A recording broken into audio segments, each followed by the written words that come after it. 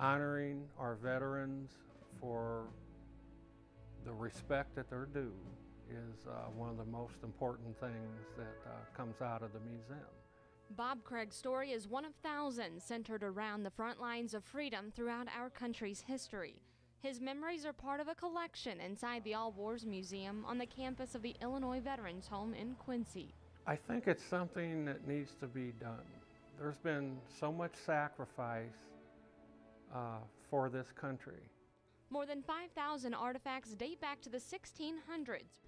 Everything in the military as far as arms is in numerical order. And when it came to a manufacturer of Civil War cannons, out of the 387, this is number 1. World War I was the first war where gas was used. This is a type of alarm. a more familiar sound during the attacks of World War II.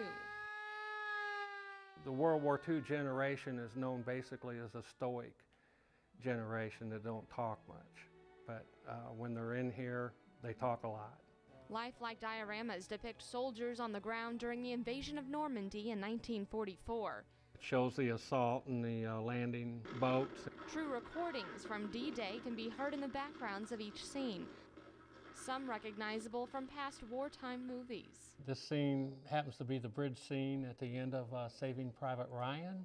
This traveling whiteboard carries the names of thousands of Vietnam veterans who fought with the weight of the world on their shoulders.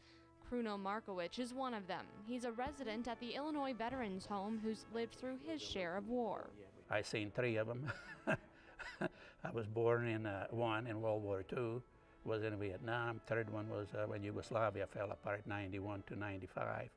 Some may choose to read about history, but here you can relive it alongside a handful of veterans who volunteer at the museum. With our current armed forces overseas, you're guaranteed to find an ever-changing memorial for the present war on terrorism. We have had a lot of stuff come in from the returning vets from Iraq and Afghanistan.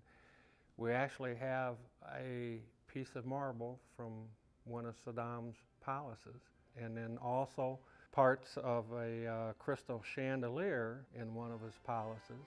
Pieces that provide a collective yet personal insight into wartime experience. They're serving on behalf of all of us that are back here, and that's a gift that they give us while we're still living, and a gift that they give to the following generation.